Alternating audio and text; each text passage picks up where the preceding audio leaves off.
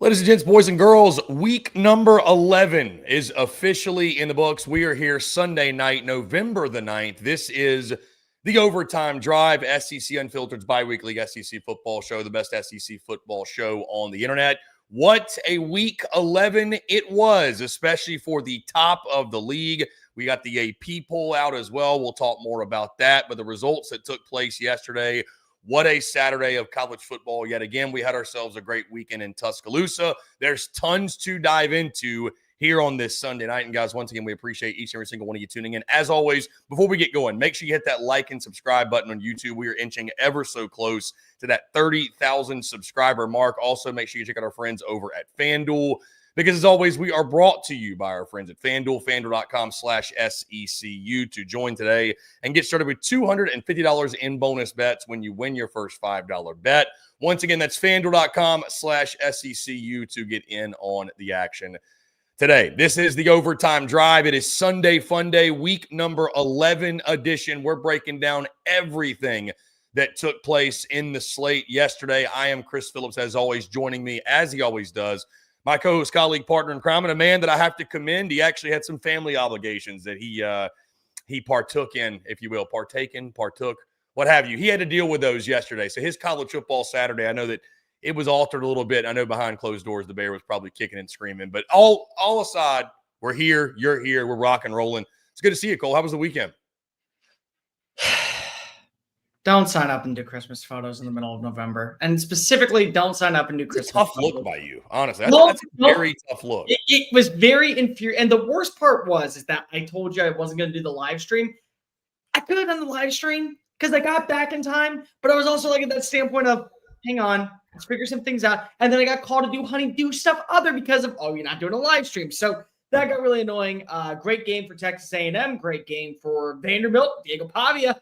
Welcome right back into the Heisman Trophy race, buddy. I told you, you also, Chris Phillips, that we were going to see double the stat line of Diego Pavia in this matchup. It was going to be duplicate of what we saw. How dare people out in Tuscaloosa say overrated quarterback in Vanderbilt? You shut your stupid mouth, because your quarterback did not look great last night. I don't really care. It was a good game, good weekend, great overall performance. I'm excited, bro, to break down week 11 with you and prepare for week 12.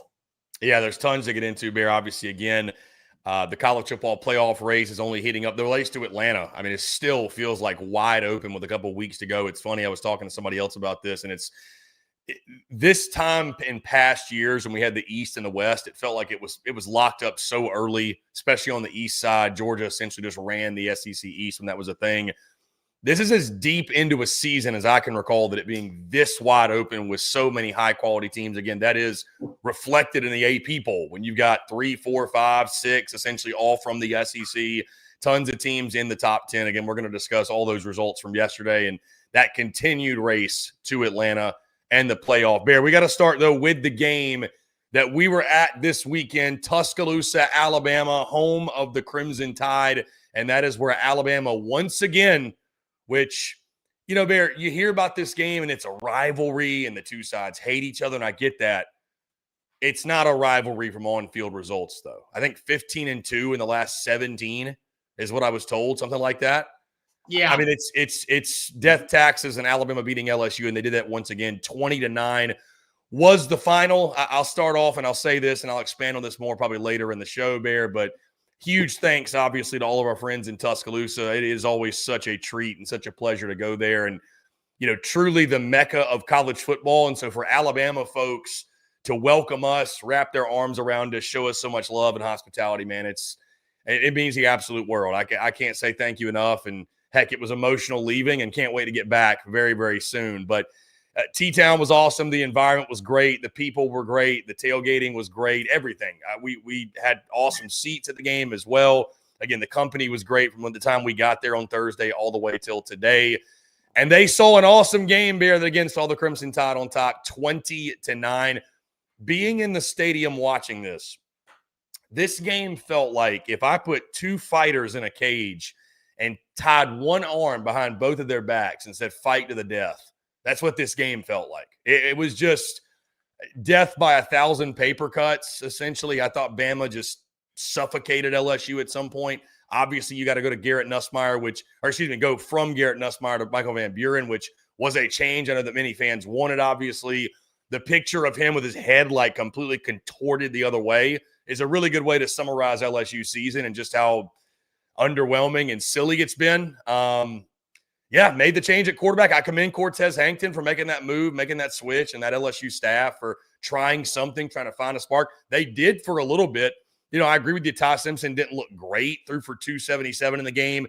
The decision-making, I thought, for the first time this year at times was questionable, although he didn't pay the price for it. But, I mean, Bear, I walk away again. Here's the thing. You win a game like this, you just take it, you move on. It is what it is. The mood in the stadium was like, hey, we're kind of glad we struggled a little bit. We're glad we got humbled a little bit. I think Bama did get humbled a little bit. Obviously got to refocus, recenter up. Oklahoma's coming to town. That'll be another challenge in itself. But, yeah, I mean, just kind of one of these ugly, low-scoring Bama LSU games, Bear. That's really what it came down to. A couple things. Number one, you never apologize for a win in the month of November. Just never apologize for it. Could be a 3-point win, could be a 70-point win. You always are thankful to be able to go ahead and get this type of victory. Number two, there's always learning lessons in games like this. Now, it's not always the one that you want to have. Sometimes it's, hey, here's where we're really striding toward being a more elite offensive personnel unit. Hey, our defense is able to kind of bail us out of trouble. Here's what we can utilize as an advantage. And then there are times where we can look back and say, we cannot afford to play like this to close out the season if we want to still have all of our hopes ahead. And that's going to be, I think, what Alabama takes away offensively. Now, credit where credit's due. Kane Womack's defense, once again, stepping on up, delivering good plays, being able to get after a quarterback in both Michael Hawkins and in Garrett Nussmeier, taking away the passing attack, giving up only 230 yards in the night. Exceptional performance in that standpoint. Lots Pierre getting a big-time stop, a couple of big sacks in the day, great formations, consistency when it comes to fitting the gaps, taking away the rushing element. Once again, those are things that are so beneficial, I think, for an Alabama team to where we questioned at the start of the year, hey, can you slow down the run? Hey, can you get off the field on third down execution? And that's where you look and say, Alabama's got it. But this also was a moment where you got to ask yourself, okay, this is now the second straight week where we're back to seeing Alabama have questions when it comes to running the football. Doesn't mean it's a bad thing. Just means that you're limited. And when you have a performance like what you saw from Ty Simpson, you'll take it. You'll gladly not complain about it, but you want to see a little bit more. Because you know that when you face off against teams in the college football playoff, they'll be able to contort whatever you're doing with him, and you got to have that secondary punch. And right now, you don't have it. And you haven't been able to run it efficiently on the ground, and you still got your question marks when it comes to what is your running option. I mean, you averaged as a team less than 3 yards a play on the ground, 2.2. You finished with 56 rushing yards. Daniel Hill led your team with 7 carries for 21 yards. You weren't able to move it efficiently. That's not a bad thing. This is where if I was an Alabama alum or if I was an Alabama grad or part of the team, I'd be looking at the film and saying, here's what we're not going to do. Here's where we're going to watch it one time, burn the tape afterwards, and not go back to ever playing this brand of football again. But you got to win. And a win's a win, and you're one step closer to going to Atlanta, and you're one step closer to going towards college football playoff. Alabama wins next week.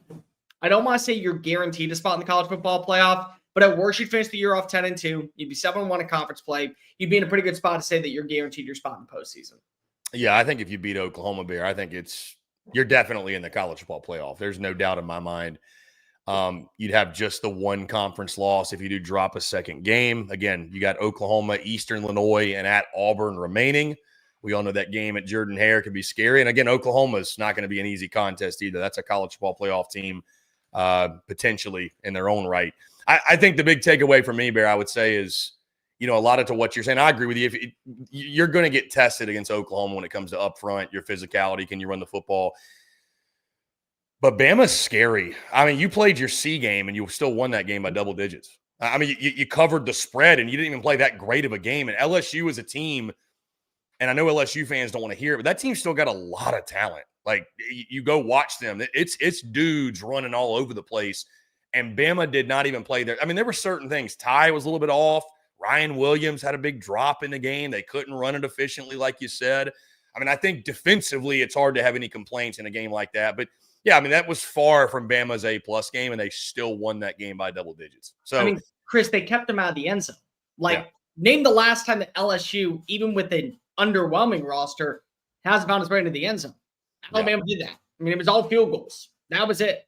yeah. Did you like the move to go to Michael Van Buren? Do you feel like that was the right decision? Frank Wilson at this point is trying to guarantee that he is not only going to be back on the staff, but he can compete for the actual head coaching job. You know that you're not going to have Garrett Nussmeier there next season, and you have to add a spark to your offense. You had nothing to lose. Like, honestly, you had nothing to lose. And it sucks for Garrett because this is a guy that a lot of people thought coming into the year, potential Heisman candidate, definitely a reason why you believe that LSU can be a playoff team, and prideful for sticking around for the program for all these years. I get that. And that part of me is always like, I don't want to go ahead and give up hope. But at the same time, when you are trying to do everything for the future of this program and knowing that Michael Van Buren may end up being the quarterback next year, and you want to have a saving grace to be able to fight for that head coaching position, you have to. I mean, it'd be malpractice to continuously say, here, Nuss, go out there and try to figure this out. You haven't done it in the last 7 drives. Let's try an 8th. Let's try a 9th drive. So I respect it. You were at that point of where damned if you do, damned if you don't. Let's see if this is where things start to turn a little bit and we end up putting ourselves in a better position to strike. Yeah, great game plan as well by Kane Womack, man. They were suffocating. This, to your point, Cole, kind of reminded me of one of those old school Bama LSU games a little bit, where it was just defense, just, I mean, that was a straight up rock fight last night is really what that was. So great crowd, great energy. They definitely fueled this football team. And like I said, you played your C+, maybe your B- game, and you still C, in my opinion. That was me trying to grade on a curve a little bit. But the point being, you played a very average game. You covered the spread. You won that game by 11. I mean, Bear, I think Bama's as much a national title contender as anybody. You watch them, like I think. I'm not saying they should be the favorite, but they are definitely up there on the short list of the top like 5 or 6 teams I think can win it all. You never again apologize for having a sloppy win in the month of November. A win's a win. You take it, you run with it, you put yourself in a good position. Now, I look at this game as an Alabama alum and as somebody who understands what the expectations are, and that's unexcused. That's inexcusable. Even for winning a football game by double digits and keeping LSU out of the end zone, you can't have that good of an offensive performance against Georgia and Missouri and Tennessee and then put a done out like this right before you face off against another challenging test that's Oklahoma. But that's me as an Alabama alum knowing what the expectation is. As just a fan looking at this perspective, it's a 100%, in full agreement with you. It's a win to where, defensively, your team stepped on up when your offense didn't have its fastball, and that just shows how multifaceted you are. That truly just puts you in a position where there are going to be some games you got to win some rock fights. There's going to be some games we got to win with fireworks. And this was one where you needed to win a rock fight. You don't apologize for it. You absolutely, Bear, do not apologize for winning a rivalry game, no matter the style. Bama does that 20-9. Once again, thank you, Tuscaloosa. Thank you, all the great folks at Bryant-Denny. Thank you, Innisfree, everywhere we went. Really, really appreciate it.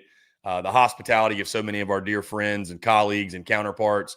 Shout out to a good buddy of mine that I sat with at the game. I will not name him, but a guy who's worked in the industry. It was really, really cool getting to sit with somebody like that, talk ball, break it all down. Those kind of guys, it oozes out of them, like when you love ball to that level. So it was a great weekend, top to bottom. Again, Alabama getting the big 20-9 win, staying near the top of the SEC championship race, college football playoff race. By the way, did you notice that today we actually got to start a show with not a head coaching firing? Surprisingly, first time in 3 weeks? Well, almost 4 weeks we've done a show without a head coaching firing, and largely it's because of. You want to talk about the other game that we probably need to bring on up because it's in the comments? Kentucky, Mark Stoops, sir. Are we even going to have this conversation now? Like, we're so close to seeing it be over, and now is it over? I don't know how it can be over after, which, by the way, credit to Mark Stoops and staff, and we'll talk about this game because, guys, in case you've been living under a rock, Kentucky doesn't just beat Florida. They took belt to ass. I mean, it straight up was a whooping from start to finish, 38-7, the final score there in Lexington.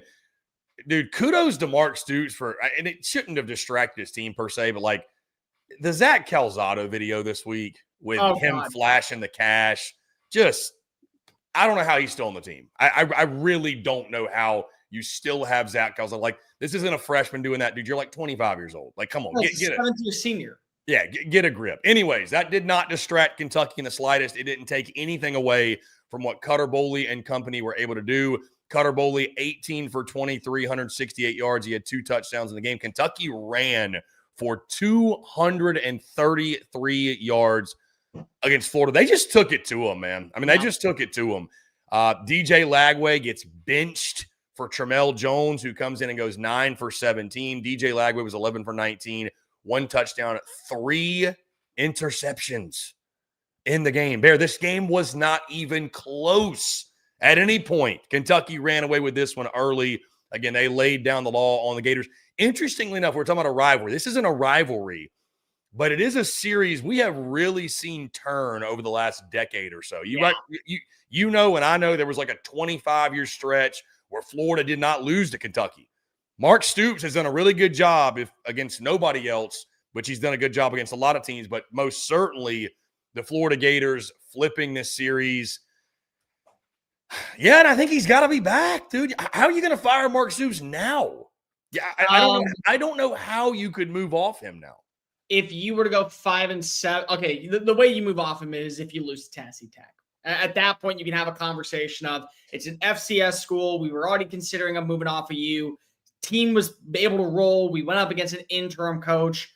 It doesn't look great at this standpoint. So that's the way that you move off of him if you really want to. You're putting, again, you can use the Hugh Freeze logic if you want to go that way.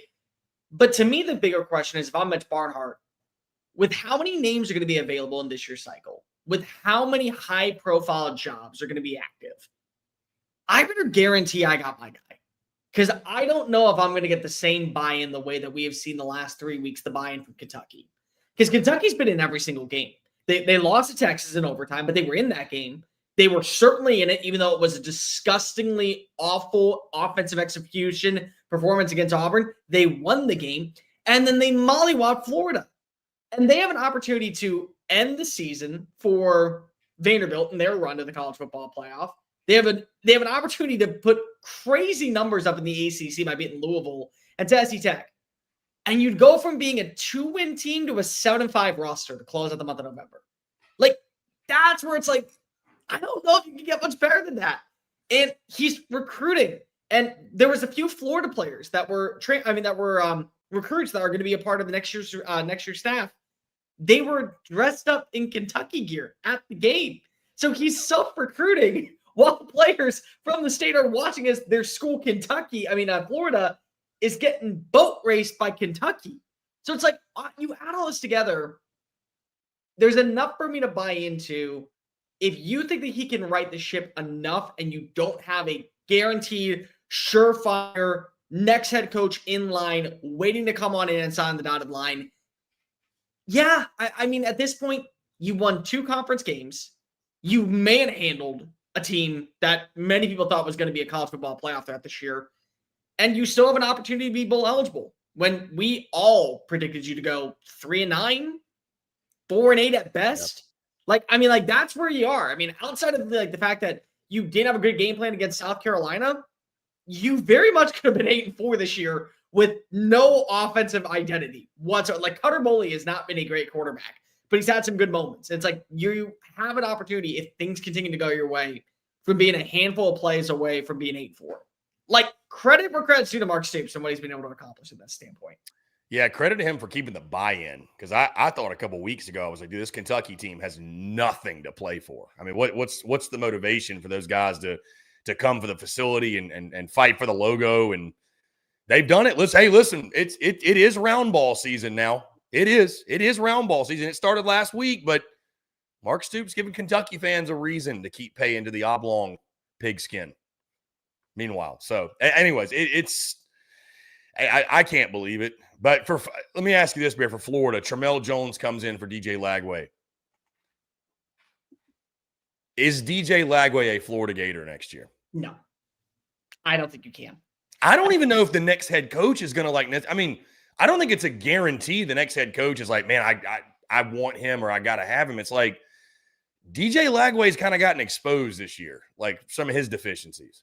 Well, so we have a mutual friend who is very much a DJ Lagway hater and has been on a tirade of quote tweets and I told you so comments, and credit where credit's due, because if he was right on this, I'm not ready to go that far. The DJ Lagway is going to be total bust. But what I can tell you is there comes a point of where the toxicity of a program and the inability to steer the ship in the right direction leads to your demise. And the best thing for you to hit reset is starting fresh.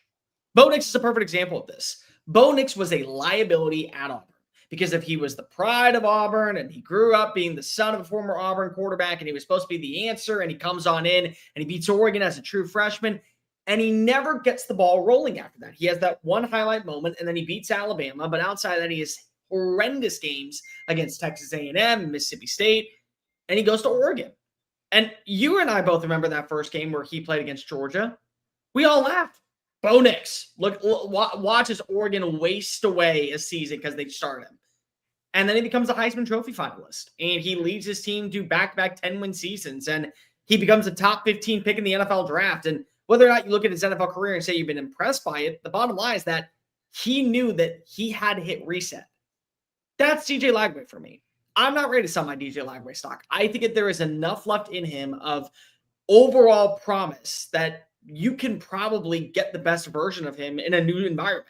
And just hitting the reset button is probably the ultimate thing that puts him in a better spot. Now, I don't know if that goes in the SEC. If that means he's got to go to an ACC school, he's got to go to the Big 12. But you got to just, I think, get out of the Florida mindset. Because if you were brought in to save Billy Napier's job, and then Billy gets fired, and he partially gets fired because of you aren't playing up to par. And he also gets fired because if he doesn't hire a right play caller. And now people are questioning, have you been properly developed over the last 2 years? Or is this who you are as a player?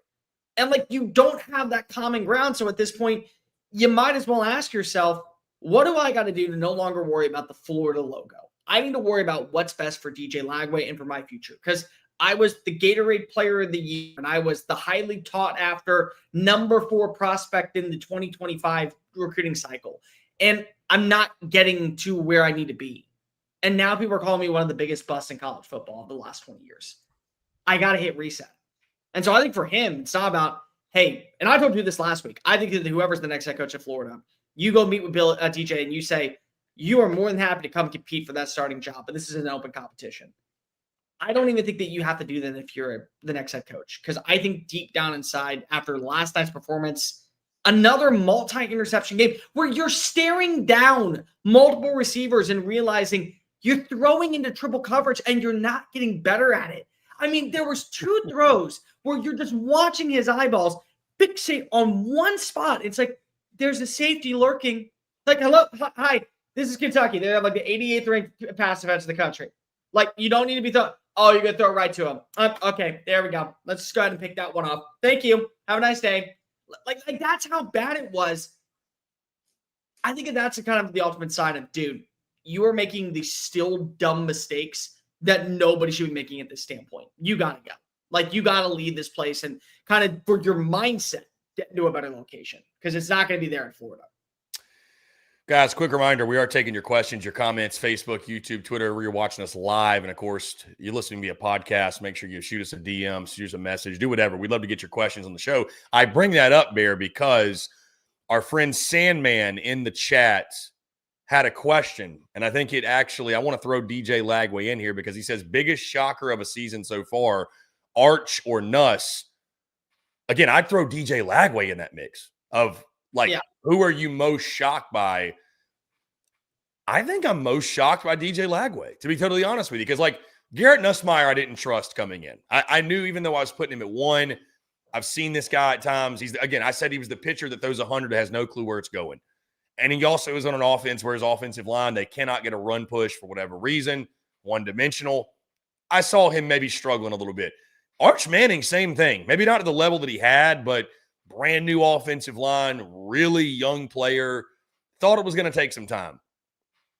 I'm just stunned by the season DJ Lagway's had. Like, I really thought he was going to be a guy. I don't know that I had him in New York. I know a lot of people did. There were a lot of people optimistic that he could be the Heisman Trophy frontrunner for the SEC. I don't know if I was that high on him. I was high on him. I was high on DJ Lagway, and it has been stunning this season he has had. I don't disagree with you. I just think from a fit standpoint, some guys just need a fresh start. I don't know. I think some guys need a fresh start, and DJ Lagway might be one of those guys. But I've been just shocked by his season. I'll ask you, Bear, Arch, Nussmeier, Lagway. Who's the most shocking season to you? Sellers, because I had him winning the Heisman Trophy. Throw Sellers in there too. Yeah. So that how many guys did we hype up? We spent the entire offseason hyping up the wrong guys. Yeah. We've been hyping up Trinidad Jameless. What are we doing? To be fair, I did hype up Austin Simmons because I thought he was going to be. Hey, you and I both hyped up Pavia. I'll hang my hat on. We both did love ourselves. We love Pavia. We love Pavia. That was never a question. But both of us were a little bit worried about how were we going to see Ty Simpson make the transition to full-time starting quarterback. Were we going to get more consistency from a guy in Gunnar Stockton? What were we going to see out of Ole Miss? I mean, like that's kind of where we were. But like Trinidad Chambliss one, like we can all just throw to the wayside. Like nobody knew who that kid was. And thankfully, we kind of caught on after that first game where he came in against Kentucky and said, all right, he's got a little bit of pop to him. Let's see what he does moving forward. And luckily, we all bought in at that standpoint, or at least you and I did. But Sellers to me was probably the most shocking because I thought it was going to be a more pro-style, man-ready offense. It was going to be built for him to have success because we all saw how Mike Shula worked in the NFL when he was dealing around with Cam Newton. There were some similarities of what were the strengths of the offensive personnel for South Carolina. And so you figured, well, he doesn't have to be Cam Newton, but just because of, he does have some similar traits, this should easily fixate into Shula's personnel. And it didn't. It wasn't even close to it. But Lagway is honestly probably number 2 for me because if I said at the start of the year, I'm going to give Arch 8 games to get his feet underneath him before we ever jump to conclusions. I wasn't buying into it. I also wasn't selling into it. I just was waiting to see what he was going to accomplish. I was full on set that DJ Lagway was going to have the breakout year. 2 good young receivers, very good rushing attack, a better offensive line than advertised. And honestly, he's been part of, if not the major issue. Like the play calling's been bad by Billy, but Billy's gone. So you can't blame that anymore. Now it just comes down to you not making the right reads. And Billy Gonzalez is sitting at 0-2 now as an interim head coach, which basically means, much like Bob Petrino, you're not getting the job. You are basically can hope that they'll bring you back next year as one person, like as a receivers coach. And that might not even be enough at this point. Yeah, it'll be up to that new coach, whoever it is at Florida, whether they want to keep him. But yeah, I mean, DJ Lagway has been a huge part of the issue. It'll be interesting to see what he does, where he goes. Is he in a Gators uniform next year? Shout out to our guy dealing with Dylan. 999 super chat. Dylan, thank you, sir. Thank you, sir, for the super chat. Dylan says, saw a graphic that Florida had 52 4 to 5 stars on the roster. The question remains, as it has in his career, what could Stoops do with a roster like that? He didn't forget to coach. We have short memories. I think it's a good point. I mean, Mark Stoops is the king of do more with less. He's done that at Kentucky his entire career. He finds guys that buy into the system, buy into what they preach, and they develop those guys. And they've been able to win a lot of football games. So I'll say this. I think at a lot of these big schools, I still think Mark Stoops would be considered underwhelming. I mean, think about what the reception was when, and you'd know more on this than I do, Cole, because you were right there. Yeah, it was Greg Schiano 2.0. It was the Mark Stoops Texas A&M thing. That was going to happen, and done deal. The fan base was like, "Hell no, we don't." It was Greg Schiano all over again. So I mean, that gives you kind of a good idea of how much weight his name carries, despite having the success at Kentucky, fairly or unfairly. But I don't disagree with you. I mean, it is a great point to make. What could he do with a roster like that? I've always wondered, would he leave for a school in the ACC that was a little bit more prominent, like Florida State, if it ended up opening? Because at least there you'd be able to sell the idea of being the best in a weaker conference. And that's not a shot at Kentucky, but at the same time, you hit a wall with Kentucky. And I think that Mark Stoops is a better coach than we give him credit for. I think that he ran his course at Kentucky to a standpoint of, well, that you're never going to get past like a 9-3 season. And if you do, it's 10-3 and you're still not going to the playoff. So you got to ask yourself, could you do it in a new conference? But I do agree with one thing. We don't give Mark Stoops enough credit. And honestly, we sold our stock on Mark Stoops because of he struggled last season and he struggled to begin the year this year. So it's like, little things like that go such a long way that put yourselves in a position where God bless. That is. I We mean, got it's a not comment from Sandman. FSU versus Florida, 3 a.m. Eastern time on Hallmark Plus. I would stay up and actually watch that horrendous game because we're sickos. Of course, we'd stay up and watch that game. But no, Mark Stoops in the right system. Like if he was offered the Virginia Tech job tomorrow, and he was able to guarantee that they had the resources to bring in 4-star talent left and right, I think in 2 years they end up winning the ACC.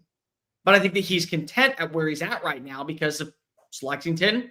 He'd be able to continuously live out the laurels of what are the expectations. Like, again, he has such an easy job when you compare it to what is the best location. There are realistic expectations that he's getting paid top 10 money in college football. Like, I understand why he doesn't want to pay that buyout or why he doesn't want to leave that buyout. It makes total sense.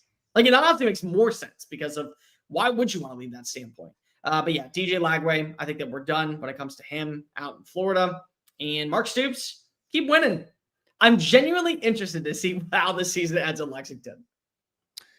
It's crazy to think that team can make a bowl game. It just that alone is stunning. But they got the big one this weekend. Tennessee Tech comes to town, undefeated. Don't sleep. Listen, that team can make a bowl game, and Auburn, Florida, and South Carolina, teams that we viewed as potentially 9-3, may not make a bowl game. That's, I think, the interesting part. It's been wild to see Kentucky rise from the dead. Bear, we did have a comment from our friend Aggieland79. He says, Cam Coleman to Texas A&M. That'd be a good pickup. Speaking of the Aggies, Texas A&M goes into Como, gets a 38-17 victory over MIZ. Bear, this one felt very ho-hum, very efficient, very business-like. A&M, Marcel Reed went 20-29, 221, 2 TDs, no turnovers. No interceptions. Texas A&M ran for 243 yards, 6.2 yards per carry, 3 total rushing touchdowns. Meanwhile, that Texas A&M defense was just suffocating all day. Matt Zollers, 7 for 22. 7 for 22 for 77 yards in the day. Mizzou did rush for 200 yards. Give him credit. 207. Jamal Roberts and Ahmad Hardy both went over 100 yards. Ahmad Hardy, Bear, averaged 8.4 yards per carry in this ball game. But again, that was the only thing that Mizzou was able to do because it was all Texas A&M throughout. Big 38-17 win, and the Aggies just keep rolling, Bear. This team just keeps rolling. They keep proving people the doubters wrong every single week. You got to start talking Texas A&M and national championship. If you're not, I think you're falling behind. I will finally say it, because I've been waiting for this moment.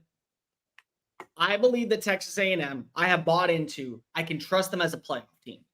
I have bought into the idea that I can trust them as an SEC champion team. I can trust them as a national championship threat. I can. Because of, once again, you ask yourself, what are the things we're waiting to see from Texas A&M to prove that they have not changed entirely? Oh, well, they can't block up front. Yeah, they can. They're really, really good at doing that. Oh, well, they consistently have the interceptions. Another clean game from Marcel Reed, especially one on the road in an environment coming off of a bye week to where you could have easily kind of made yourself kind of trip over your feet. Well, what about their defense? Their defense got after a quarterback that was making his first start. And on top of that, they made him basically obsolete. They took away the rushing attack until really the end of the fourth quarter. They really put together a game plan that was near pinpoint perfect. And then the last thing you got to ask yourself is, okay, well, what happens when they got to play on the road? So they win, and it never feels like it's in jeopardy against Arkansas. They win, and they dominate against LSU in a place to where usually that environment is a reason why you trip over your own feet. And you control this entire game against Missouri, even if you said it wasn't, with a backup quarterback. I don't really care on that standpoint. They've answered every single question on why not to doubt them anymore. And so if you're doubting them because of you simply don't like Texas A&M, because of you're so accustomed to seeing them always be an underachieving team, and Texas 8-4. And to be completely honest, this year Texas 8-4 looks more like it's headed to Austin than it is to College Station. And I'm not saying that's happening into either places, but it feels like that standpoint because of look at how well A&M's played. Marcel Reed did not have an elite performance. Like, this is not one of those games that we're going to be looking back if he ends up winning the Heisman Trophy and say that performance against Missouri is where it all came together. But you know what he did? He understood his surroundings and he didn't make the mental mistakes. He got to figure out, hey, look at that. I got an open spot at Casey Concepcion in the flats. The defense is playing out of pocket. I'm going to go hit him directly in the chest and let him go fly. 42 yards on a screen later, he's in the end zone for a touchdown. He was able to understand that, hey, I don't always got to go to KC. I don't always got to go to Craver. I can go to Ashton Bethel Roman. I can get the ball over to Nate Borkature. I can get the ball in the hands of Terry Bussey if I want to. 7 different receivers were able to make plays in Saturday's game. And I think that was just a good estimate of knowing your surroundings and putting yourself in a position of, I get the understanding and the solution of figuring out how to work in Colin Klein's system. And that's really what it is. And so at this standpoint, A&M, I'll be the first to say it. I know that you got to get 10 wins. You play against Samford. I don't think you're losing to Samford because the bottom line is that Samford just fired its head coach today. So Samford is going in with an interim head coach. That means that you will at worst be 10-2, if not 11-1 or 12-0. Congratulations on making the college football playoff. The dark days of being known as the underwhelming team in the SEC and putting the wagon before the horse are far over. You may not win the national championship this year, but I'm not doubting you. I don't know why anybody else would. Sincerely, I don't. Bear, we need to clip that and throw that up just so you can be the ultimate jinx. Again, I don't disagree with you though. I mean, congratulations, Texas A&M. You're going to the college football playoff because you're getting 10.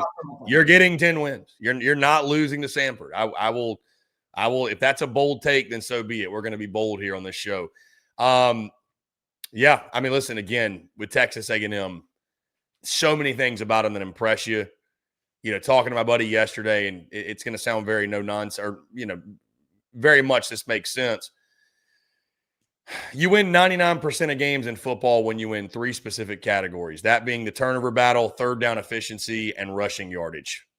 Texas A&M, by a wide margin, won all 3 of those facets in this football game. And that number goes down to like 87% if you get a kick blocked. Obviously, that's obsolete in this game. 99% of the time, you win third downs, you rush for more yardage, you take care of it, don't turn it over. Win the turnover battle, you're going to win the game. A&M did that. A&M won this thing running away and, you know, dominated essentially every single statistic. They had more penalties. That was really the only thing you can look at and say they did at a lower rate. But, yeah, I mean, this Texas A&M team, Bear, again, we've been saying for weeks, and I like somebody pointed this out in the comments too. Let's give some credit to Mike Elko and company. I know you were coming off a bye week, but, dude, 3 straight road wins in the SEC. Yeah. I don't give a damn who you're playing. That's this league and how difficult it is to go on the road and win in this league. That's incredibly impressive, man. That's incredibly impressive to play with that level of consistency away from home. I'll tell you what else that really impressed me when it came to Mike Elko. He has a little bit of Saban to him. And that's not to say that he is Saban. Let's get that out of the way. Nobody is Nick Saban. But you know what Nick Saban would do after every single win? He'd be bitching and moping and complaining about what went wrong. Oh, we were terrible on third down in the second half. We weren't able to get the defensive stops when inside the red zone. And yesterday, you get a double-digit victory on the road. You have some of the best play designs by Colin Klein. The Dalton Brooks fake punt. Awesome play. And by the way, if you even take out that run, you still rush for over 200 yards against a top 10 run defense in college football. Like, that's a lot of credit. But you know what he's doing? He's bitching about how poorly they played at times in the second half and how they weren't able to finish the job on third down and how they weren't able to execute and put themselves in a position to where they would find a way to guarantee that they, you know, like kind of coast it. And he's upset at the defensive line not getting a sack in the fourth quarter. And it's like, for years on end, like, you got to understand, Jimbo Fisher would talk himself into how this is a good win, how we were able to not shoot ourselves in the foot enough to allow this team to come back in. And Elko's looking at it as, no, we sucked. Like, that's not our standard. Double-digit win, who cares? That was terrible in our standpoint. So we are now going back to the well and fixing what we're going to change. And if we don't do that, we will find a way to lose in the college football playoff. And that's where, you know, the culture has completely shifted away from the Jimbo Fisher effect and into the standpoint of where we are right now with Mike Elko in year 2. And luckily, I don't think he's going anywhere. I know that people are going to say, well, he's a Penn guy. He could easily go ahead and make that jump over to Penn State. Guys, he's locked in at Kyle Field. Like, they will make sure that he is the most happy, collect man that has ever existed inside that vicinity. And credit where credit's due to Ross Bjork and company, they made sure to nail this hire and bring back the old version of Texas A&M that we were so accustomed to seeing. Wrecking defense, physicality in the trenches. You got that. And that's why you're going to go to the college football playoff this year. For Missouri, I do got to ask you this standpoint. Are you a little bit nervous now about Eli? I mean, listen, nobody knows what Eli's thinking other than Eli, but it's at some point you do have to ask yourself, what kind of job is that? Like, what is his goal? I mean, I would imagine his goal, he'd like to slip a ring on one day and win a championship of some sort. Is he good enough, coach? Can you do it at Mizzou? I don't know that you can. I don't know. I don't know that you can. Lane keeps winning at Ole Miss. Lane at this point, I'm not ready to say will or won't take a job this offseason, but he keeps winning, which means it becomes harder and harder and harder for him to interview with other places. Missouri at this point had 77 passing yards. Zollers, I think, can absolutely be a great quarterback, but he's not there this year. You have 3 games against Mississippi State that still, I think, is good enough to be able to hold its own against most teams. Arkansas, that would love nothing more than just to get an SEC win to close out the year. And Oklahoma, that's fighting for a college football playoff berth. We're talking about a team that at one point we viewed as potentially a sleeper because of their schedule to go 10-2 that could finish the year 6-6. Is that not enough for you if you were to go ahead and get the offer from Scott Strickland and you get a phone call and says, hey, we know that you're a good coach. There is no ceiling here. We will make the ceiling as big as you can have it.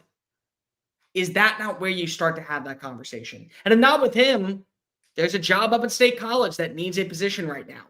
And to be completely transparent, he would be different than anything else that Penn State has ever had. And he would have the resources and he would have the buy-in from the team. It's a legit question. Mizzou, as much as I love you, I do. And I think it'd be a great job for somebody to take on over. There'd be multiple coaches that I think would be very interested that would love to be able to take on the next page. There does feel like at this point, if you can't right the ship offensively, he has an out. And the out is, I did great work for 2 years. I pivot this into a job where now I know that I'm in a better location long-term. Yeah, I just think you got to wonder how long can you keep squeezing blood out of a rock? At some point, have you gotten the most out of the program? And it's like you said, man, and we love our MIZ folks. I great people. Whatever happens, happens. If Eli Drinkwitz stays in Missouri, so be it. I think he should probably take another job. If that's his goal, and I'm not saying it's impossible, but Mizzou is one of those places it's much, much more difficult than some others to go and win a championship. It just is. So, maybe Drink is happy in Como, just staying there, doing his thing. But at some point, being the bridesmaid is going to get old. You want to be the bride, right? Let me just put it to you this way. If I'm a Mizzou fan, I don't think that I wouldn't hate to lose Drake. I could stomach it if he went to the Big Ten and he went to Penn State. If he goes to like Florida, though, yeah, I would feel beyond betrayed. Dude, LSU fans are talking Drink. I think that'd be a good hire. Really, truly, I think he'd fit on the Bayou. Quirky, he's different. Listen, you got to fully embrace what you can do. And again, we talk about what Lane Kiffin's been able to accomplish when it comes to the transfer portal. Drink is not that far behind. Drink does exceptional work of finding premier talent in the portal and making it pan out. So it's like, at this standpoint, dude, you have all of Lafayette. You have all of Baton Rouge. You have all of Monroe. You have all of the greater state of Louisiana to be able to make that your own basket. And you can still bring in transfer portal players. You bring in a good staff, you're in a pretty good spot. Oh, by the way, he's already worked with Blake Baker before, and that's, I think, a priority number 1 for anybody who needs to come on in. We saw a great defensive performance overall, I think, from Blake Baker's squad. You got to make sure that he's back in 2026. If he's not a head coach at G5 school, he is back as your DC. If you lose him, you're screwed, in my opinion. Yeah, 2 programs, A&M and Mizzou, going different directions. It's going to be very, very interesting over the next month plus or so to see what happens with both. Bear, let's keep it moving. Let's go to the game in Nashville. Yes. The Vanderbilt Commodores break the hearts of the Auburn Tigers. DJ Durkin, interim coach, first game post Hugh Freeze. Give Auburn credit, Bear. Crazy enough stat here. Auburn, to this point in the season, or to Saturday's game, they had, here it is, hadn't scored more than 17 points in 5 SEC games. They were held to a season-low 3 points against Kentucky, Hugh Freeze's final game. They finished Saturday against Vandy, 544 yards of offense. It looked like a completely different team offensively, but then Diego Pavia happened. Diego Pavia happened again. 377 passing yards, 3 touchdowns, and he ran for 112 yards and another touchdown. Diego Pavia is out there hitting the Heisman pose again, this time with a fan. So many guys in this game balled out, Bear. And I mean, what a comeback by Vandy. This was one, being at the tailgate, admittedly, I looked over, saw the score, and was like, uh-oh. Auburn had jumped out to that big lead. I'm like, this is the fired coach bum. They come out with all this energy and excitement. Vandy just will not be denied. Cole, let's talk about the Commodores still being right in the thick of the college football playoff race. 2 games stand in their way. Kentucky and at Tennessee. But Vandy's right there. Vandy's right there. This was a huge win, man. Diego Pavia still owns the Auburn Tigers, no matter who it is on the sideline. I'm going to make this abundantly clear to anybody out there that decided to go ahead and have this take last week. How dare you?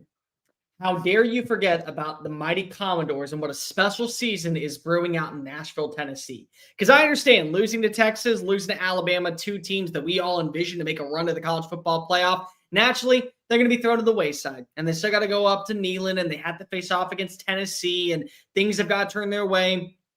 But it just felt like last week, Vandy was completely disrespected in the public eye. Well, yeah, I mean, don't worry. They're 16. They'll play themselves out of this conversation. Maybe they'll lose this weekend to Auburn. And they nearly did. They were down big, double digits at one point. And the offense had no juice whatsoever. And Auburn was able to make play after play after play. And lo and behold, what have we talked about all year? Vandy is different. Vandy is built like a team that truly understands this is a one-and-done season. Like when we talked about last year, how Ole Miss went with the last dance mantra. No, Vandy realizes this is the last dance. There will never be another season built like what we are currently seeing out in Nashville again with a Commodore team. It just won't. Because if you're not going to be able to get that same buy-in from a 5'11" demon that lives off of Percocets and sheer will to yield his team to victory with the nickname of Baba Yaga leading the charge, and everyone plays underneath his persona. You don't have to worry about players getting on up because if they want to represent who is the guy that leads them out of the tunnel. And they deliver time after time after time. And that's what we saw in the second half of this game. The response mechanism of Vandy's offense to be able to find its identity and strike. The big time plays. The miscommunication from Auburn's defense to allow that big Trey Richardson touchdown. The physicality of Eli Stowers to take those blundering hits and get back up and say, give me another one. I want it. Like, I'm feeling it at this standpoint. The offensive line doing a good job keeping Pavia upright. Maitland Young making plays. Cedric Alexander making plays. The physicality inside of the red zone to be able to strike. Little things like that went such a long way, and Auburn always kept fighting back. They absolutely did not want to die, and they want to play for DJ Durkin because of, guess what? We saw at this standpoint, hey, the problem was Hugh. I mean, clear as day, the problem was Hugh. And somehow, some way, Vandy does just enough to guarantee they get this game to overtime. And the beautiful play design by Tim Beck, who we have got to give more credit to. Like Clark Lee for what he's been able to accomplish, and Jerry Kill and Diego Pavia. Tim Beck is just kind of like the hidden gem. He is the silent assassin that sleeps in the middle of the night and crushes your dreams. To design that play to get everyone on Auburn's defensive line to fall for the bait with Cedric Alexander and then find the back of the end zone for the touchdown pass to Cole Spence. I mean, that's what Vandy's doing this year.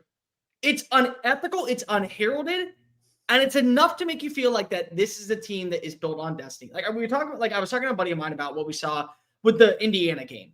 Indiana down They have to drive Omar Cooper with the one toe in the end zone. Guarantee you keep it. They're a team of destiny. Vandy to me feels like a team of destiny in the SEC, and they are going to make it to the college football playoff because if they just don't die and they just want to keep fighting. And that's what this team is.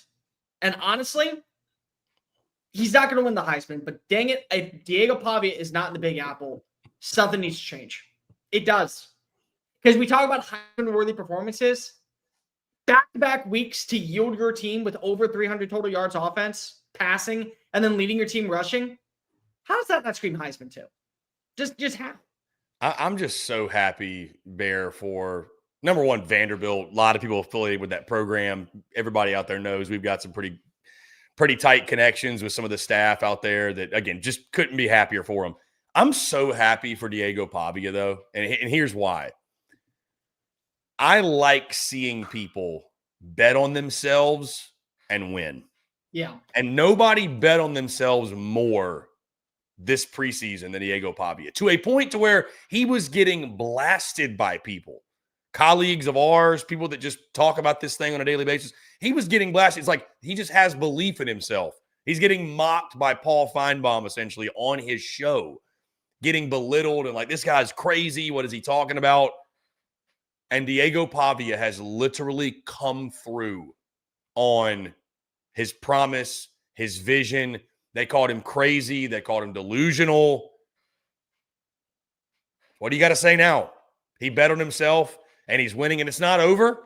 Obviously, it's not over yet. Job's not finished. But I think to this point, we can acknowledge, like, Diego Pavia was right. Yeah. And it's so much more than Diego Pavia. That's the important thing to hammer down. But, dude, you got a game like this. He puts up numbers like he did.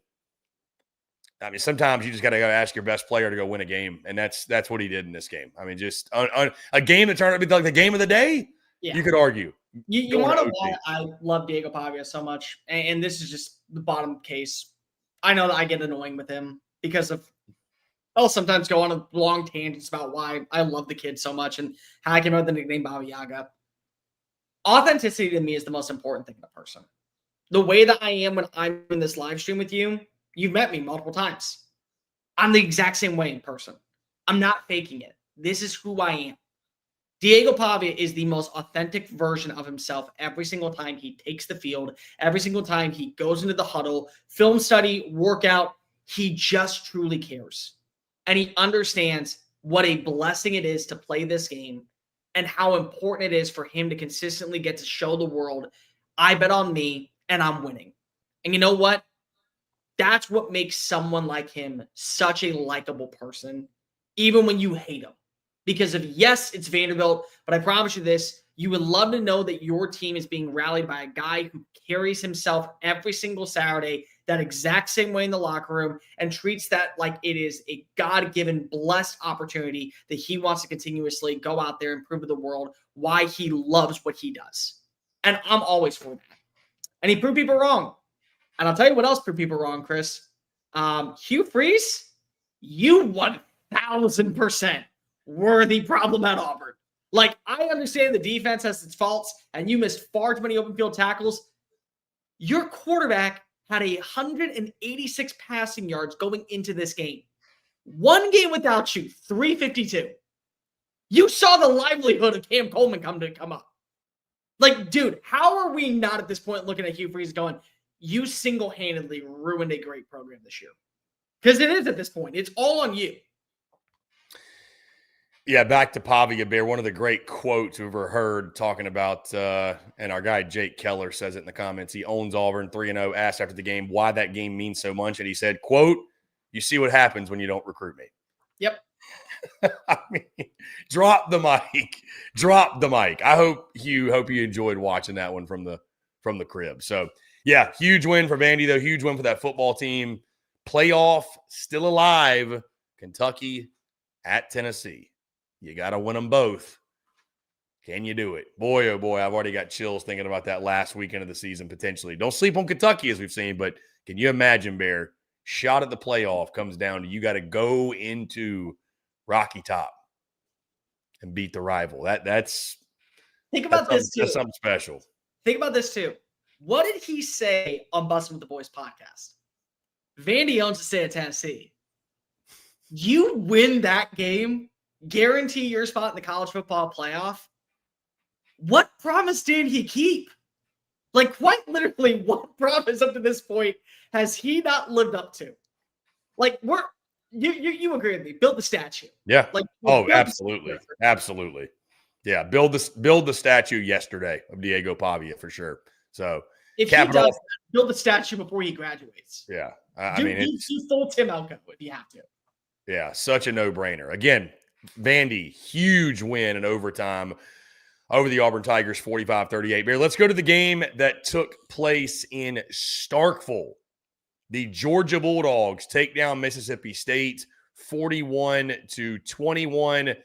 This was a game, yet again, Georgia falls down early, right? It's 7-0 Mississippi State. They strike first. That's pretty much it. Pretty much it. Because Georgia, next time you looked up, if you went and got yourself a cold beverage or some popcorn or whatever, you came back, that game probably looked a lot different because Georgia laid it on them, laid it to them. Gunnar Stockton, 3 more touchdown passes in the game, 18 for 29, 264 yards. He seems to just gets better and better every week. Nate Frazier runs for 181, 15 yards a carry. Georgia ran for 303 yards as a team, Cole. And then you look at what Mississippi State did offensively. Blake Shapen, 10 for 15, 86 yards, did go down with the injury, which, Bear, you probably know more than I do. I'm assuming he's out for extended period. I don't know entirely, but I will tell you this. At this point, I'm Mississippi State. Thank you, Blake. Make the switch anyway. Yeah, make the switch. Yeah. It's time for Kamario Taylor. Yeah, Kamario Taylor, 6 for 10, 87 yards coming in relief. Mississippi State rushing for 149 yards. I'm going to say this because really, really cool thing, by the way, and I want to give him props. My buddy who came with me to the Bama LSU game, he started his day in Starkville. He went to Georgia, Mississippi State first, then drove over to Tuscaloosa, did Bama LSU at night. So pretty darn cool. I can't even say that I've done that before. Anyways. It's 95 minutes. It's not that bad of a drive. Right. I've heard that. That's the closest to SEC schools. But so he was at that Georgia game. We're talking about it. And I told him this, man, and I'll say this again. And I know I've said it before on here, but there is not a team that likes to get it out the mud more than Georgia. They live for it. They don't just accept the challenge and meet the challenge. They embrace the challenge. Hey, they want to eat it off the floor, is what Kirby Smart likes to say. We'll eat off the floor. You know, like they love it, dude. Like the more you muddy it up, and that Georgia is the definition of a football team. You see them and they're nicked up and they're bruised up and they got a black eye, but they say, you ought to see the other guy. That's Georgia because they'll get punched in the face now. Georgia will get punched in the face. Before Saturday, crazy stat, before Saturday, Georgia's last 15, I believe, SEC games, maybe 15 games as a whole, but I believe 15 SEC games. Cole, they led at halftime in 4 of them. And I can guarantee you they won most of them. So there's not a team in college football, and it goes back to Kirby Smart. There's not a team. It's almost like they need to get hit one time before they're like, okay, I'm in the fight now. Like, let me get a little blood in my mouth, taste it a little bit. I'm good to go. Like, that's Georgia. And then obviously we see them run away with this thing. And I mean, Cole, I told you going in this game, I was like, respectfully to Mississippi State. And I don't know why people are getting so hype over this game because I think Georgia's going to put belt to ass. And sure enough, They showed up. They ran away with it. You know what I can appreciate about this game? We got to see more maturity from the younger guys. Like, this was a performance to where we had our questions when it came to Georgia. It's not the same defense that we're so accustomed to seeing underneath Glenn Schumann and Kirby Smart. But after they gave up that first touchdown, they found a way to respond. They found a way to answer. They found a way to put themselves in a position where they constantly made play after play. Defensively, they got in the backfield. They put big-time hits against Blake Shapen, so much so they knocked him out of the game. So little things like that go such a long way. Offensively, again, Nate Frazier, have yourself a day, dude. Like, you once again show why you can be the lead running back. And if it wasn't for you, you still had good plays from Chauncey Bowens. You had a big-time run for Gunnar Stockton for a gain of 12. Bo Walker got involved. Ulyss Williams, the tight end, had a big 24-yard strike. Sokovie White-Helton got a big-time play. So, again, the younger players got to see a little bit more action. And I love this quote that I heard from somebody before. Georgia is a football player's favorite team because they always just find a way to answer. And they don't care about how they get the job done, but they're going to get the job done. And I've said this the entire year. The reason why I don't doubt Georgia, even with the faults on a slow start offensively or a bad start defensively, it's because they make winning plays. And what did they do after giving up that first touchdown? Okay, let's get to work.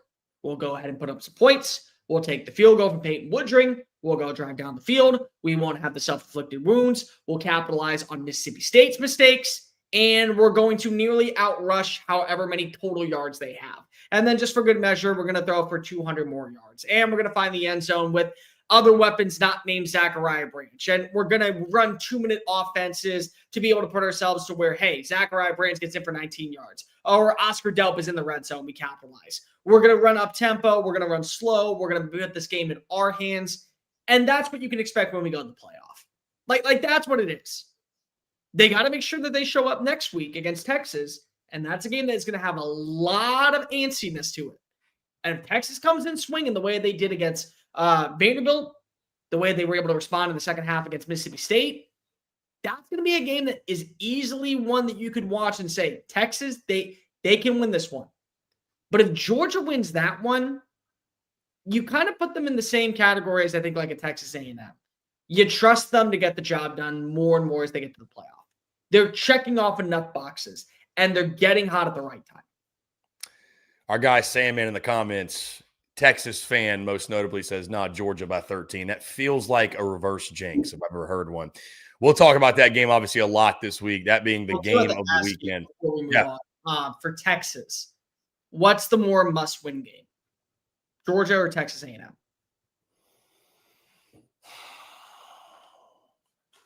I think there is a right answer. I mean, they're both must win, by the way. They need to have them both.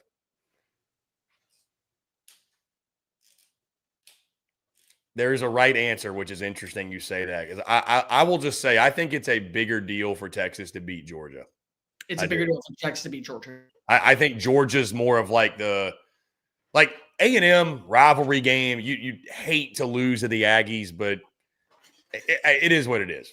But like getting that Georgia monkey off your back, doing it in Athens would be just such like a mental, you know what I mean? It would lift such a burden. People say like you got the monkey on the back. They really have the monkey on the back when it comes to like nagging at them when it comes to Georgia. So I think beating Georgia would be a bigger deal. Here's why I think it's Georgia. Where you rank going into that last weekend will determine where you are in the final rankings. So if you beat Georgia, it's a top 5 win.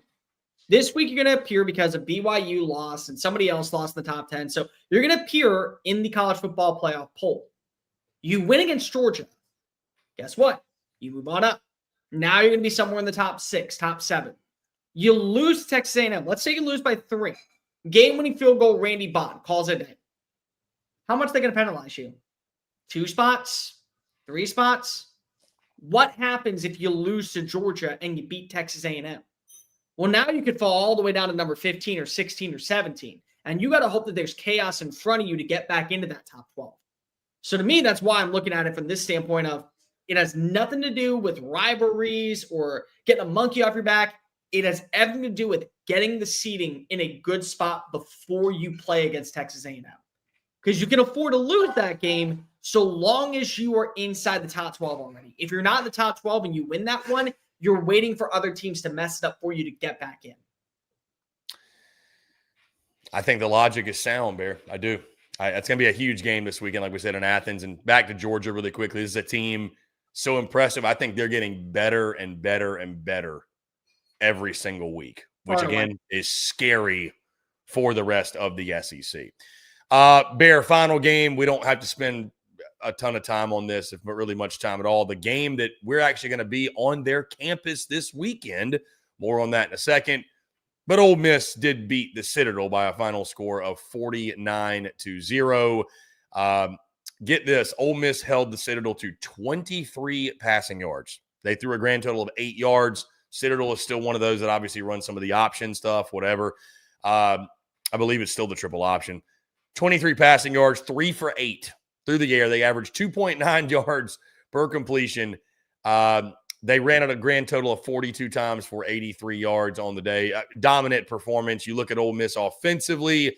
Trinidad Chambliss, 29 of 33, 333, 3 touchdowns, no interceptions. Austin Simmons came in and went 7 for 12 for 100 yards, did throw a pick. Even A.J. Maddox had a pass completion bear. They threw for 452 yards as a team, ran for 151. Kawan Lacey had 3 rushing touchdowns. Ho-hum, you beat the Citadel 49-0, did what you were supposed to do against an opponent like this. The only thing I will say is that stat line should be very misleading because there were 2 drops on beautiful balls thrown by Trinidad Chambliss. So he really should have been 31 of 32 for like 386 yards. I won't hold that against the 2 guys that dropped the ball. I will, because of, again, it would have been great to see him have like another 400-yard performance and 4 touchdowns. Regardless, you did your job. You beat a team that you were supposed to. You had so much fun and you were so far ahead that Lane Kiffin was able to not even be inside of the locker room at halftime and go photobomb a photo of a proposal. Good on you, Lane. And I'm going to say the part that I know a lot of people don't want to hear. If you love Lane Kiffin, I can't let him leave Oxford. I can't. I was at the point of where I remember being very boastful and saying Lane can't turn down LSU. I pray to God he does. I pray to God I am so wrong on that. Because if there's something about the way he has just fully embraced that place and turned it into a home. He's loved, he's respected, and he's brought us to a level of where I think that we're getting close, Chris. Every single year we can trust Ole Miss to be in the playoff conversation. And maybe that's not fair, but I don't really care if it is because I've just been so impressed with how well his teams come out. And even when you say, oh, well, they're going to have a bad performance, they don't. Like the Washington State game was a bad performance with a couple of red zone turnovers, but they probably should have won by at least 20. Like, I mean, that's where we are. In a year where there were no expectations, guess what? He overachieves. I think he's enjoying life. He's enjoying just being in a coach of a program that has so much fun on Saturdays. You're going to be there. I really hope that Ole Miss continues to do what it's doing because of the pride of what we have seen out in Hotty Toddy Blue. I think it looks really good on Lane Kiffin. I think that's what makes Lane Kiffin a very special coach in the SEC. I think that's a good take, Bear. Does it mean that he's not going to leave? We'll see. Again, nobody knows what Lane's thinking or what he's going to do other than Lane Kiffin. But I do agree with you. There's some, I don't know, it just feels right him being at Ole Miss. It's like a special thing. Like I said, it's just been such a good fit.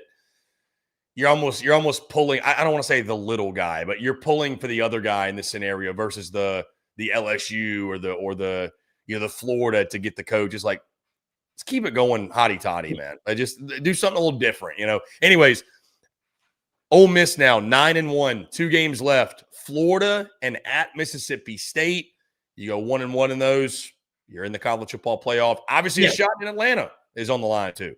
But you have to go 1-1. That's the big thing. You cannot lose both. It's not Texas A&M because if you don't have that trap game of like the Sanford, you have to win both to go to Atlanta. You have to win one before we can talk about you as a playoff team. But you're right there, and you're a 17-point favorite. And you just retweeted On3's graphic of DJ Lagway getting benched.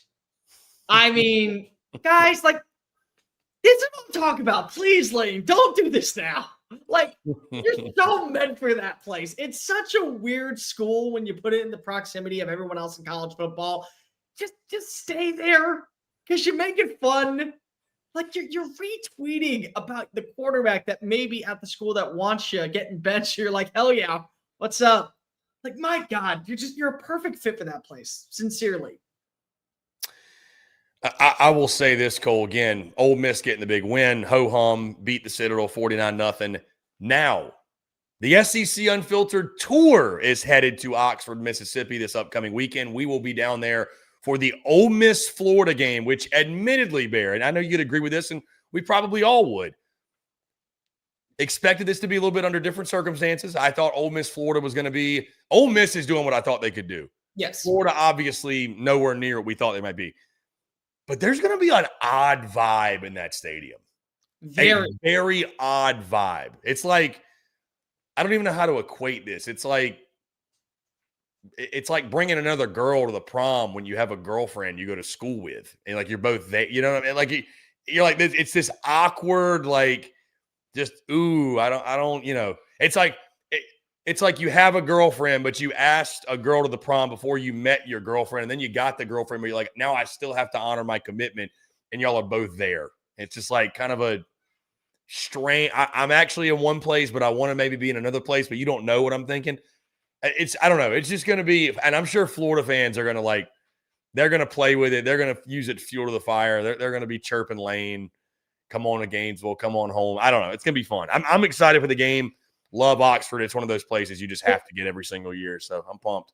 Can I just say this real fast? And I've seen a lot of people talk this way. This is not the most important game in Ole Miss football history. It isn't. Who is saying that? I've seen it on Twitter, and people have said that it's. And I'm just like, guys, this is why Florida is trolling Ole Miss, because they're saying that this is such the massive game. Like, it's a massive game because of it could make it for the college football playoff. This could be your ticket to guarantee a spot in. It's not massive because if you lose, Lane is leaving you. Like that's not what it is. I do think it's going to be really interesting because you brought up a good point. It's like you promised your ex-girlfriend, because if you are, and this actually happened to me, which is really funny. I actually was broken up with my girlfriend at the time that I took her to prom, and there was a girl in our group that I was flirting with that was in very much conversation with me throughout the entire weekend. And my ex-girlfriend was not happy about it, but I already promised taking her. So like, it's a very good point. It's like, yeah, she's really hot, but I'm here with you. Do I want to be here with you? Do I want to get back together with you? Do I want to keep this thing going, or do I want to go with the hot chick sitting in the corner? Like what is it? It's a really interesting analogy, but bravo, Chris Phillips, on doing that one. You're a dog, Cole. I'm proud of you. I'm proud of you, Cole. I was 18 and stupid, and I lived in Texas. It's not the weirdest thing I've done at 18 years old, and it certainly won't be the dumbest thing. I love it. I love it. Hey, let's go to Rick, 1999 super chat. Rick, thank you, sir. We appreciate it. He just simply says, "Gig 'em, gents. Beat the hell out of South Carolina. Enjoy the show." That is coming up this weekend. We love Rick on this channel. Yeah, Rick is you're getting excited for the game, obviously, this weekend. Aggies and Gamecocks in College Station. So how about Sierra? SECT is in the chat. She said that really is the perfect analogy. Running into your ex who's still in love with you but is married to someone else. That's a good way to put it. That's a very, very good way to put it. Because Florida's in love with Lane, but they are married to somebody else. Yes, indeed. Sandman says Cole was just keeping his options open. Bear, let's guys continue to leave us your questions, your comments. We're going to give a couple overreactions, a couple attaboys. We'd love to take y'all's questions to end the show, though. I do want to go back to this one before we get there, Bear. From our guy, let's see. Oh, here we go. Gig'em BQ92. Chris and Bear, great show, guys. Appreciate how skeptical you were about A&M and have come around. Makes this all feel a little bit more legit. Yeah, like Cole said, I mean, we're just dudes talking ball. What you see is what you get. We're going to have an opinion. We're going to stand behind that opinion. We're going to speak that opinion. And if we're wrong, we're wrong. I mean, I'll own it. I mean, I have said many times all season, the only thing that held me back from expecting more to A&M in the preseason was just the history. And I mean, shame on me, but at some point when you average 8 wins over the last 25 years, it's like, okay, I need to see it. But I never doubted the personnel, never doubted that it was possible. And again, good for the Aggies. I mean, I think we're happy for him. Good for A&M. Yeah, remember when he went in the transfer portal, I said that Casey Concepcion, wherever he landed, that team was going to the college football playoff. You did say that. I very much at the time was like a little bit like, oh, he's going to A&M. And partially that's my brain as somebody who had to cover Jimbo Fisher and grew up in the state and saw 7-5 and 8-4 and 6-6 and the 1-11-2 season. Well, that's going to come back to bite me in the ass. It didn't. I was actually right. I was very much wrong to doubt at that standpoint. Overreactions. Number one, Vandy needs to be in the college football playoff. Not should, needs to be in the college football playoff. Because of what's the point of having a season like this where people love to go ahead and make fun of you for being the dumb nerd and not being able to consistently win at a high-end level and be the whipping boy of the conference, to just come up short. Like what's the point of being able to turn the corner and actually make yourself look like a team that has a top 10 defense and a quarterback that plays with the sheer will of all the doubters throwing constant negativity his way, and a bunch of what's it and who has and what's been, and X player who didn't make it here, all come into this little place in Nashville, and Barton Simmons to be able to turn the program to where it's sold out nights every single time there's a game. What's the point of going this far and not being in the playoff? Like I think that honestly, and I get it, I'm not rooting for the conference. Like I'm rooting for it because of it's more conversation for us. But like for me, just personally, to see the way they've been able to respond over the last year and a half, what's the point of doing all that if you're not going to at least get a run to play for the national title? Bear, my overreaction is the more things change, the more they stay the same, and we're going to have a Georgia-Bama SEC title game again. And I think those are the two best teams in the conference. I do. I think A&M's right there with them. I think they're all in that group, but it just feels like it's the same old with Georgia and A&M, or Georgia and Alabama. I just they are the top two to me. After I just said all those good things about Texas A&M, by the way, it's not a slight on A&M. I just feel like it's inevitable. Like it's Georgia and it's Alabama. Like that just seems to be the path. That seems to be the war path there. So not a knock on A&M at all. Here's one that's from a more broad perspective. Are we sure the ACC is going to get a team in the college football playoff? I'm serious about this because remember, what's the rule? It's not the top 4 Power 4 teams. It's the top 4 conferences. So right now, do you know who is the favorite in betting odds to win the ACC? Would it be Georgia Tech? No, it's Duke. It's Duke. Duke, who is 0-3 in non-conference play and has 1 loss in conference play. They have 4 losses in the year. They're the favorites, betting odd-wise. If they were to beat Georgia Tech, are we really putting Duke in when we have a head-to-head win for UConn as an independent? Or we could say that you throw in James Madison and you throw in the American Conference Championship. I'm just saying, there's no rule that says we have to put an ACC team in. If Duke wins it, I'm not putting them in. I'm sure as hell not putting them in. Yeah, following up on that. That would be interesting to see. That league has eaten themselves alive this season. Other big overreaction, Bear. Diego Pavia is going to win the Heisman. Ooh. And he should win it. And he should win it. He should win it.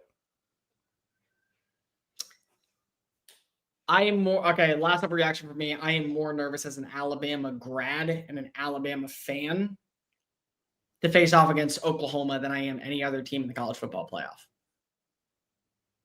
That offensive performance scared me enough to where I get that this is a defensive game to where you can trust what you've seen from Kane Womack. At some point, that magic is going to wear on out and you need your offense to step on up. And yeah, we can talk about for sure there have been some moments where they haven't had a good rushing attack. Yesterday was the first time where I looked at Ty Simpson. I said, you're missing some really easy throws. You're kind of too much in your head. That puts me in a position where I'm not entirely sold that you're going to be able to take down John Mateer and company. And this feels like one of those games to where, hey, Alabama, you much like Georgia, you've been playing with fire a little bit too long, and you've had a daunting task at this point. It's a well-rested Oklahoma team with a top 10 defense in college football with one of the best defensive lines in the SEC. And there have been moments where your offense has not been able to move at all. It is very, very easy to believe that the toughest game for Alabama the rest of the year, including the national championship if they were to get there, is Oklahoma on Saturday. Overreaction. I'm trying to think one more here. Kentucky's going to a bowl game. It's just speak it into existence. Kentucky's going to a bowl game. The Cats are going to do it. I don't know what bowl game, but the Cats are going. Just leave it at that. All right, let's do some attaboys, Bear. By the way, before we do, I want to answer this question really quick. Our guy Sandman, I want you to answer this one too. Question: after covering the conference for a while, what's one misconception many outsiders have about the league? It's a good question. Probably that we're all dumb rednecks. We're all like idiots. That we all truly believe that because of we think of the SEC as the greatest conference in college football, that we don't look at other conferences and say they're challenging. The other misconception I would say, Bear, is that, and I think most like rational people probably don't think this, but I get this a lot where it's like the misconception that all these SEC fan bases pull for each other. No, they don't. Like, brother, they hate each other. We just built a business around the entire league, but the fans themselves hate each other. So, like perfect example. Chris and I will always root for as much representation in the SEC because if it's good for us. It's more videos. It's more content. It's more things that we get to break on down. If I'm just looking at it for an Alabama standpoint, if I was not doing this for a living, hate Tennessee, hate Auburn, hate Georgia, can't stomach Texas at this point for running their mouths the way they have. I couldn't ever function with Texas A&M because the way they treated Alabama fans after that 29-24 win in 2011. Like little things like that, they go such a long way. But I look at it from the perspective of I want as much representation as possible. So that way it's good for business. It's good for my job. It's good for us to continue to do videos. There is no such thing as an easy win in the SEC. And if you don't think it, then you clearly have never been to Lexington, Kentucky on a Saturday night. Very valid. what you play in the Big 12 and in the ACC, you do not understand what waking up on a Sunday morning is like leaving Lexington. You don't. And that was the one thing that I remember telling Texas fans this, and lo and behold, you got that taste. You got that hit in the mouth when you went and won in overtime. Rick brings up a good one here, and I 100% agree with him. How tough the SEC West was. Dude, that's a throwback right there. Brother, how many of you laugh at Arkansas? How many of you tackle at the fact that Arkansas was the bottom dweller and Texas A&M would go like 6-6? You threw them in the East? Dude, they would have freaking won 10 games. Like, Brett Bielema gets such a crap record because of how poorly he performed at Arkansas. If they were in just neutral, no divisions, and you just played the schedule evenly, he would have been 8-4 at least twice, 9-3 once. But you had to face off against those teams every single year. Bama, Ole Miss with Hugh Freeze, LSU, they punched you in the face. Like, that's just it. The West was a gauntlet. The SEC West was a straight-up gauntlet. I mean, you might recall, Bear, the year 2010 when South Carolina went to the SEC title. They went 9-3 and won the SEC East. So it's the West was a gauntlet. The West was crazy. All right, let's get in these attaboys, Bear. I'm going to let you start. Give me an attaboy for the weekend. You know what I'm going to do? I'm going to steal one from you because you always like to steal one from me. Shout out to the greatest bar in the SEC and Tuscaloosa, Alabama. Attaboy to Innisfree, a place that I have loved since I was 18, a place that still I can smell the stench of puke and the gold wing sauce. I can easily go ahead and enjoy a nice Sweetwater 420. SEC Unfiltered's #1 bar, and there is now a flag hanging up in Tuscaloosa of SEC Unfiltered. Attaboy to my university. Showing love to SEC Unfiltered. I appreciate you. I appreciate that. Shout out to our guys Tripp and Sneed who rocked that joint, and their hospitality. You hit them up. Obviously, last year we did the superlatives, which we will do again after the season of the tour, and obviously Innisfree won best bar, and just hit them up and was like, "Hey guys, like I'd love to commemorate it and give y'all something y'all can display in the bar," and they were all about it. And you probably saw the picture on social media. That was really, really cool. That was really, really cool giving that to them on Friday. And I can assure you, Bear, also that our stickers are all over that bar. So you can't go there and not see SEC Unfiltered in some capacity. I can assure you. So the day when you make your return to Ennis will be a special one for many reasons, no doubt. that was going to be my attaboy. I mean, I was going to have an on-field one, off-field one. Off-field one very obviously is going to be just everybody in Tuscaloosa. There's too many to name. Innisfree, our guy Cruz Ox, who I was with all weekend. My buddy Wesley, who lives here in Nashville.